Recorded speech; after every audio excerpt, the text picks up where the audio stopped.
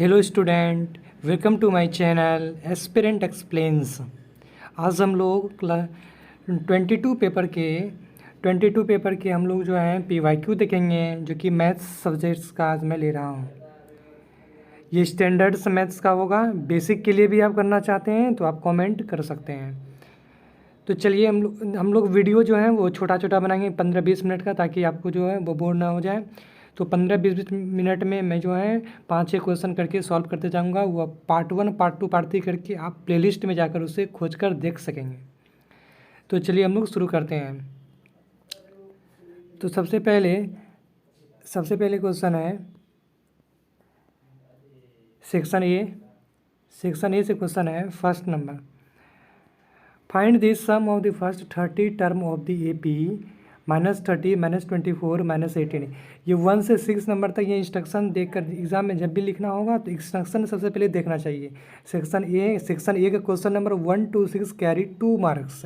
1 से 6 तक में 2-2 मार्क्स का है ये। तो उसी टाइप में हम आंसर लिखेंगे, ज़्यादा आप बड़ा नहीं लिखेंगे, क्योंकि 2 मार्क्स का है तो 2 मार्क्स के जैसा ही आंसर लिखेंगे, उससे ज़्यादा नहीं लिखेंगे। तो ये AP चैप्टर से क्वेश्चन है ये, जो कि बहुत ही आसान चैप्टर है। सिर्फ फार्मूला बेस्ड क्वेश्चन है, कुछ भी इसमें नहीं लगाना है, बस फार्मूला आपको रट लेना है, ये बन जाएगा कोई। तो find the first sum of the first 30 term of the AP में जैसे जानते हैं कि A1, A2, A3, A4।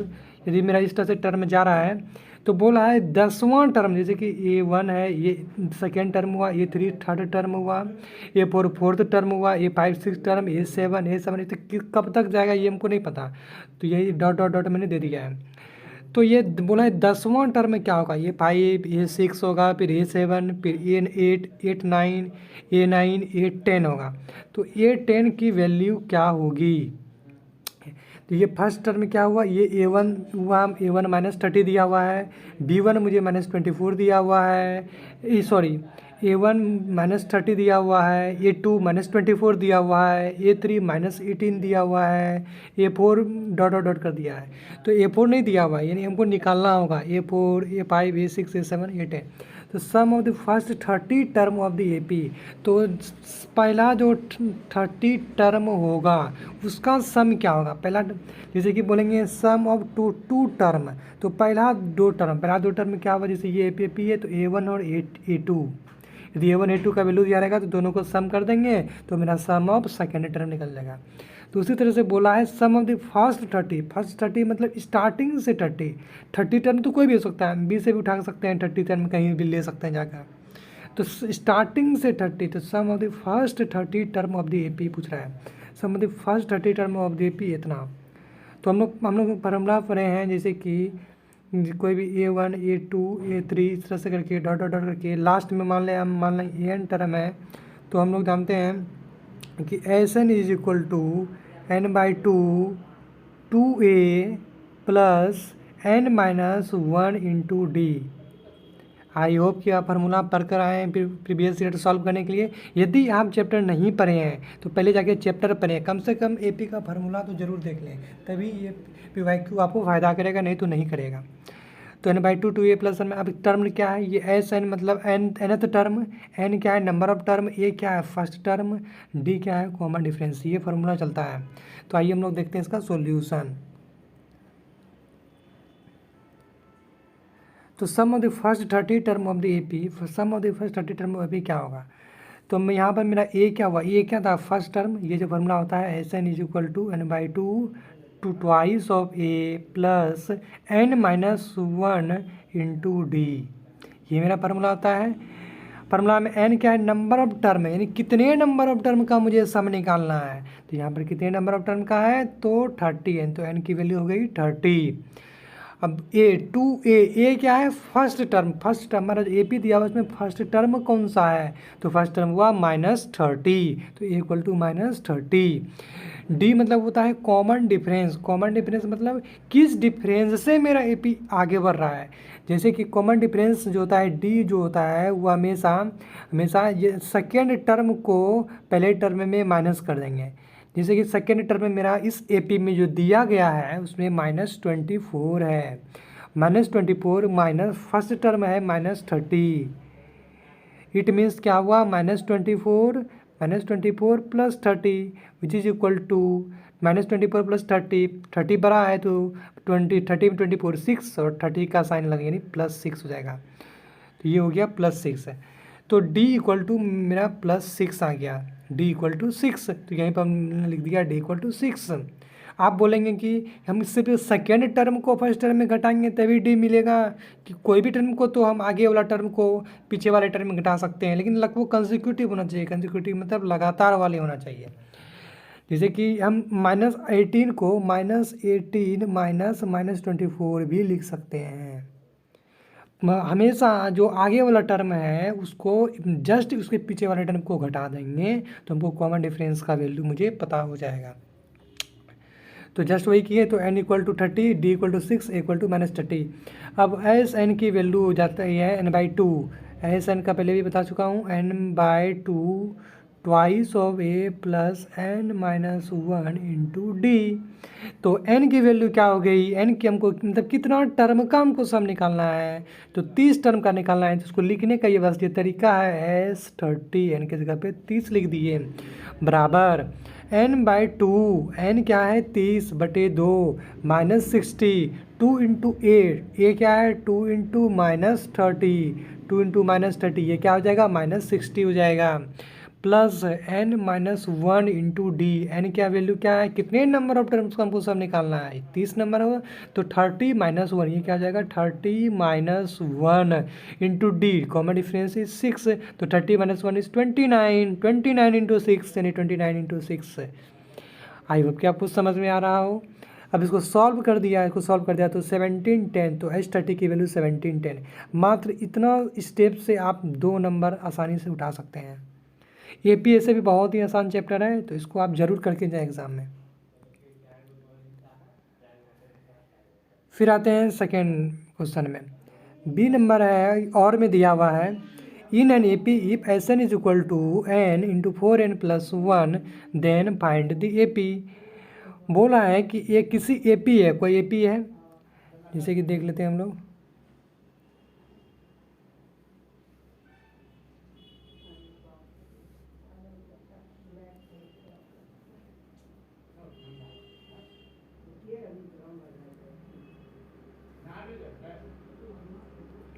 ठीक है, तो क्या बोला है SN is equal to 4n। AP हम लोग जानते हैं, जैसे कि 2 है, 4 है, 6 है, 8 इस तरह करके दिया हुआ होती है, हम लोग AP का लाता है।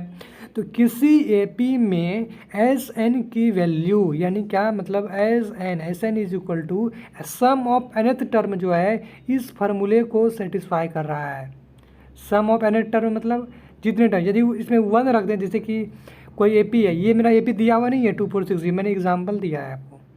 तो किसी AP में sum of the nth term, n term, जैसे कि सम ऑफ nth टर्म का ऊपर वाले फार्मूला हम पर है, तो उसी टाइप में यदि हम इस मतलब कहना चाहता है कि n की वैल्यू यदि 1 2 3 इस तरह रखते जाएँ तो हमको क्या मिलेगा, AP मिलता जाएगा।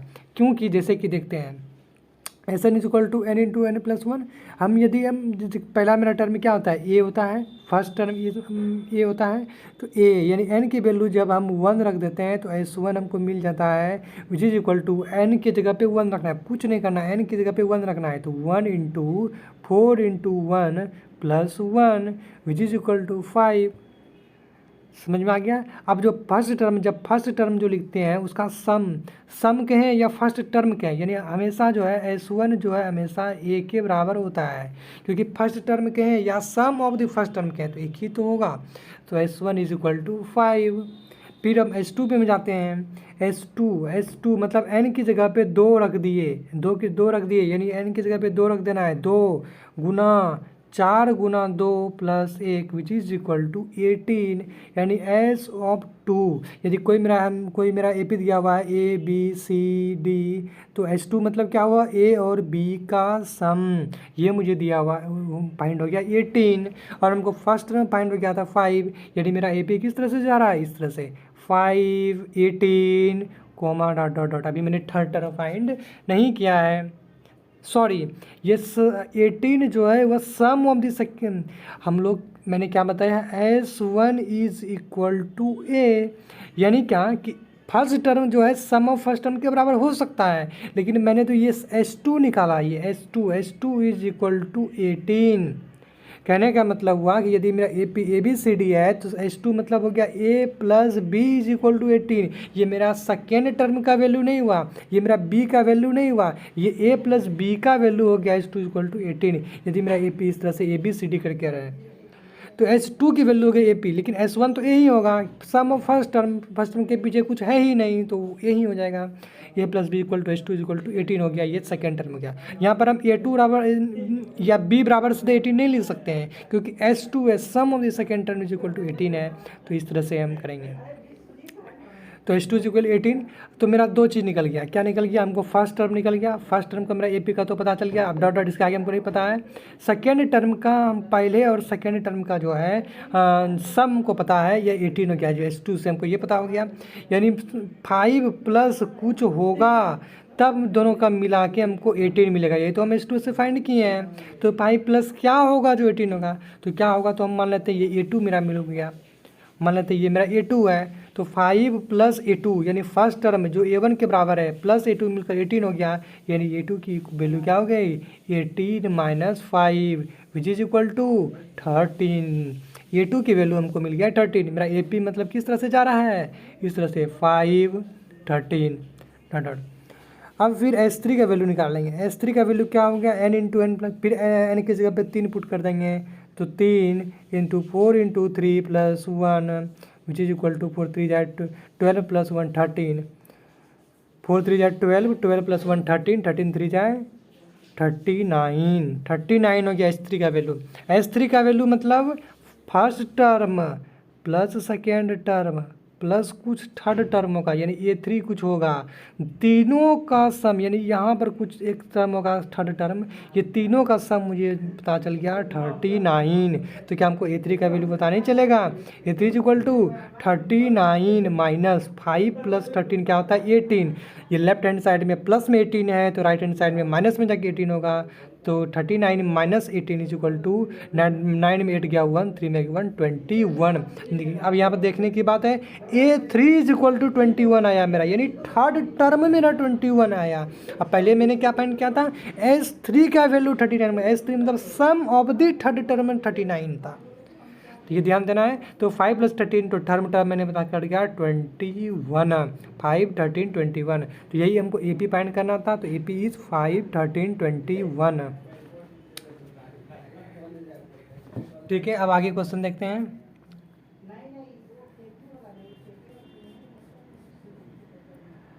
अब ए सॉलिड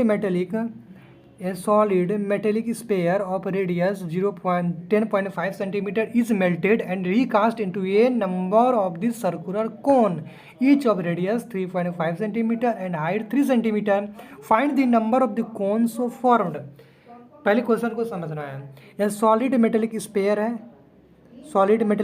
है, इसका रेडियस दिया हुआ है, R की वैल्यू रेडियस दिया हुआ है 10.5 सेंटीमीटर, ठीक है। एंड इसको रिकास्ट, ये मेटेलिक स्पेयर मतलब गोल जैसा है, बॉल जैसा या फुटबॉल कर सकते हैं, उसको एक कोन में इसको रिकास्ट मतलब उसको पिघला कर जो है कोन बनाया गया, उसको पिघला करके।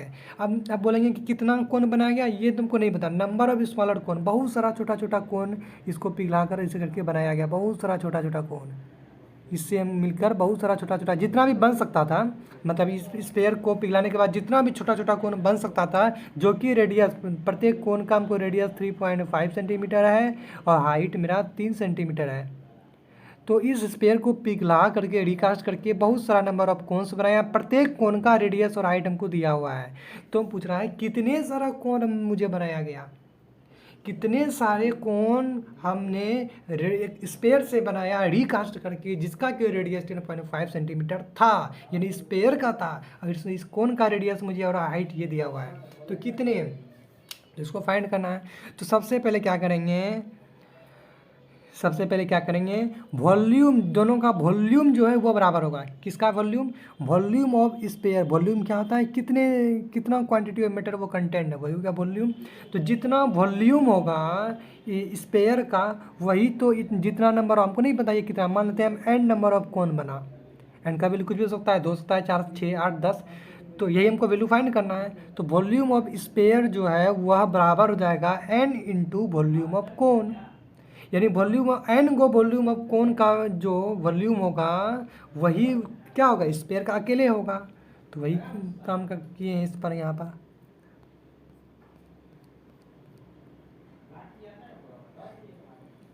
यहाँ पर किए हैं, यहाँ क्या लिखिए वॉल्यूम ऑफ कोन, ये है वॉल्यूम ऑफ स्फीयर, ये वॉल्यूम ऑफ स्फीयर है, क्या होता है 4/3 pi r cube, 4/3 pi r cube. R की वैल्यू को पता था 10.5 स्क्वायर का। तो n into volume of cone यानी 1/3 पाई आर स्क्वायर एच। बिना फार्मूला याद किए हुए ये क्वेश्चन सॉल्व नहीं होगा। तो एन इंटू यानी एन कोन जो बना, एन कोन का जो वॉल्यूम सब मिलाकर क्या होगा, वॉल्यूम ऑफ स्फीयर के बराबर होगा, यानी 4/3 पाई आर क्यूब के बराबर हो जाएगा। वही मैंने लिखा है 4/3 पाई आर क्यूब बराबर एन इंटू इतना का वॉल्यूम इतना। अब इसको सॉल्व करेंगे तो आपका n इक्वल टू 126 का, यानी क्या, ये जो मेरा ये स्पेयर था, स्पेयर को जब गिरा के मैंने कोन बनाया तो कोन कितना कोन बना, तो 126 कोन बनाया गया।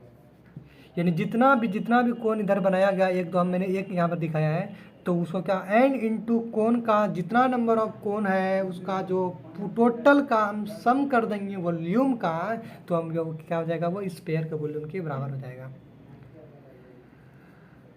अब थर्ड क्वेश्चन है find the value of m for which of the quadratic equation. ये क्वाड्रेटिक इक्वेशन दिया हुआ है, ये इस क्वाड्रेटिक इक्वेशन का बोल रहा है कि 2 रियल और इक्वल रूट है, 2 रियल और इक्वल रूट है, तो क्या वैल्यू होगा m का। तो हमको पता करना होगा कैसे कि 2 रियल एंड इक्वल, रियल तो है ही, इक्वल भी है। पहले इसको सॉल्व करेंगे। For which the following equation has 2 real and equal. हमने जानते हैं स्टैंडर्ड इक्वेशन क्या होती है, मेरा quadratic equation x² + bx + c। तो रियल और इक्वल रूट के लिए क्या होता है, ये फार्मूला होता है। रियल और इक्वल रूट के लिए क्या होता है, इमेजनरी रूट के लिए। इसको पढ़ने के लिए क्वाड्रेटिक इक्वेशन का चैप्टर जो है उसका जाके फार्मूला जाके पढ़ना होगा आपको, तभी ये समझ में आपको आएगा। तो रियल और इक्वल रूट के लिए आपको फार्मूला दिखाएंगे, डिस्क्रिमिनांट d = 0। डिस्क्रिमिनांट ये क्या होता है, ये कैपिटल डी से डिनोट करते हैं। डिस्क्रिमिनांट की वैल्यू होती है b² - 4ac = 0। d = b² - 4ac = 0। ये b ac ये सब क्या है, ये भी कुछ समझ में नहीं आ रहा है, तो ये भी पता करते हैं चलिए। तो यदि मेरा इक्वेशन मेरा x² + bx + c = 0 है, ये मेरे स्टैंडर्ड इक्वेशन होता है, तो उसका डिस्क्रिमिनांट का वैल्यू होता है b² - 4ac = 0। b क्या है, x का कोफिशिएंट, a क्या है x² का कोफिशिएंट, c क्या है, ये कांस्टेंट टर्म।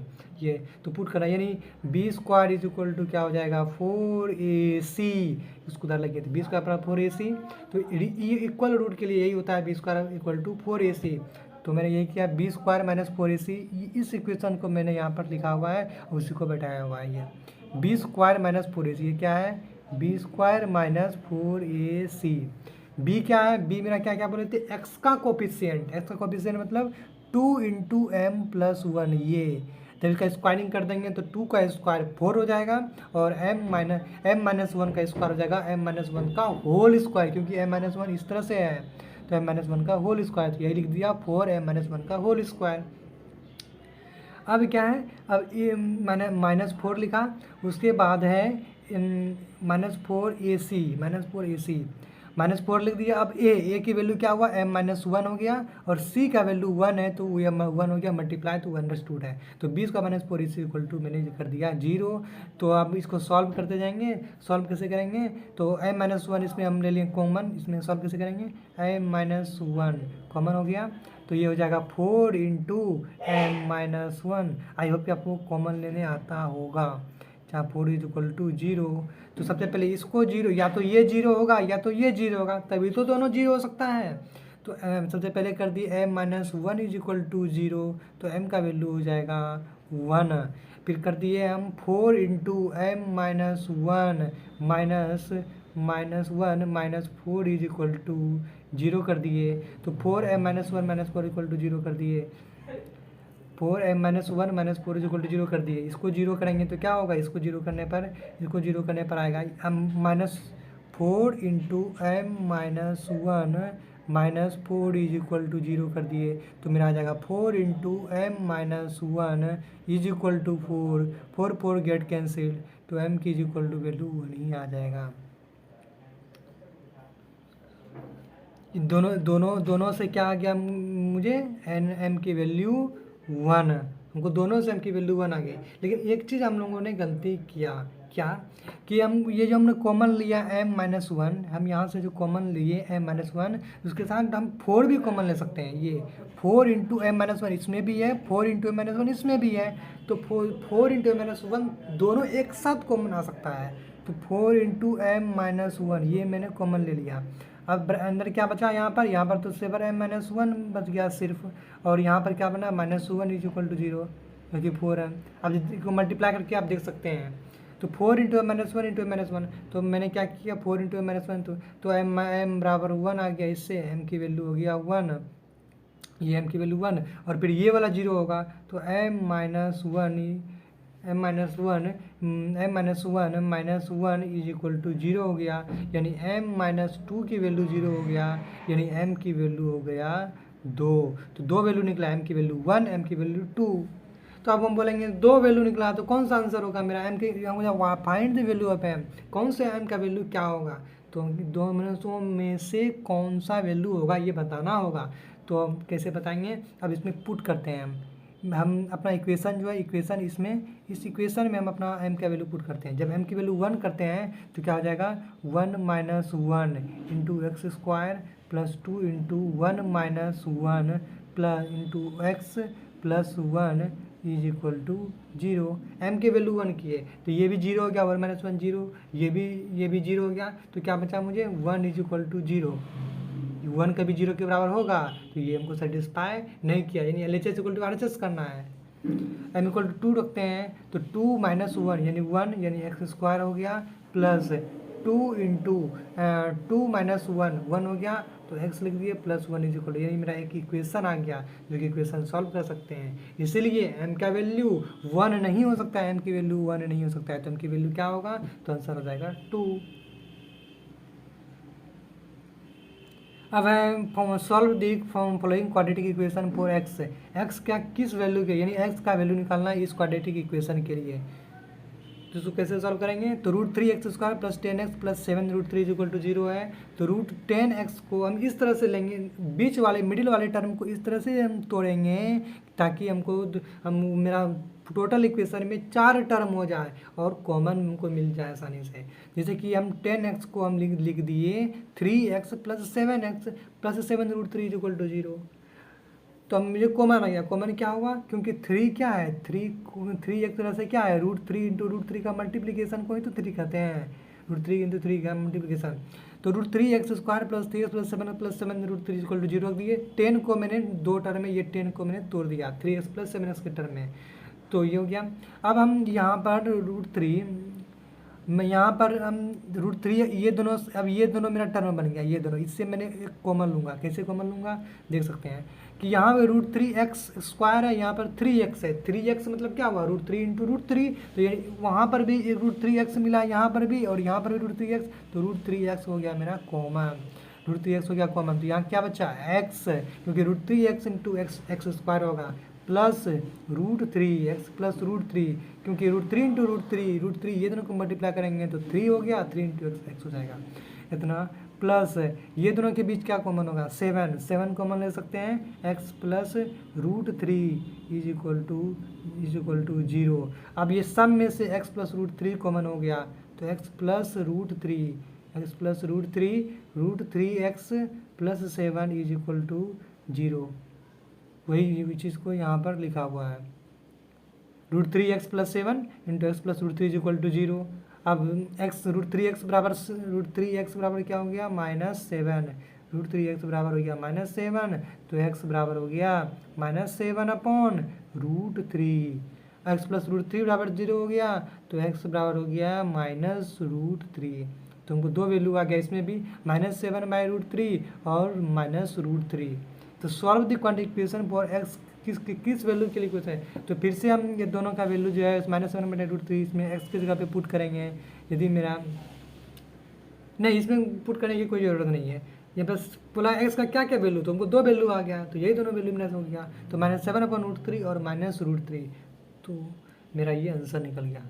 तो आज हमने 3 नंबर तक पूरे डिटेल्ड एनालिसिस के साथ, आपको यूट्यूब पर कहीं पर ऐसा इतना डिटेल में आपको सोल्यूशन नहीं मिलने वाला, पूरे डिटेल में आपको बताया है मैंने। तो आप आई होप कि आपको बहुत अच्छे से समझ में आया हो। आगे के क्वेश्चन को जो है मैं नेक्स्ट लेक्चर में करूँगा, छोटा छोटा वीडियो बनाऊँगा। और कुछ दिक्कत है तो आप बिल्कुल कमेंट कर सकते हैं। मैं क्लास 10 के सारे सिलेबस को उसमें कवर करने वाला हूँ। तो फिर एक रिक्वेस्ट है आपसे कि आप चैनल को सब्सक्राइब कर लें और तो आप फ्रेंड्स के साथ भी शेयर कर लें, क्योंकि मुझे मदद मिलेगा तो मैं और अच्छा कंटेंट आपके लिए ढूंढूंगा। Thank you. यहीं पर वीडियो को समाप्त करते हैं। Best of luck for your exam.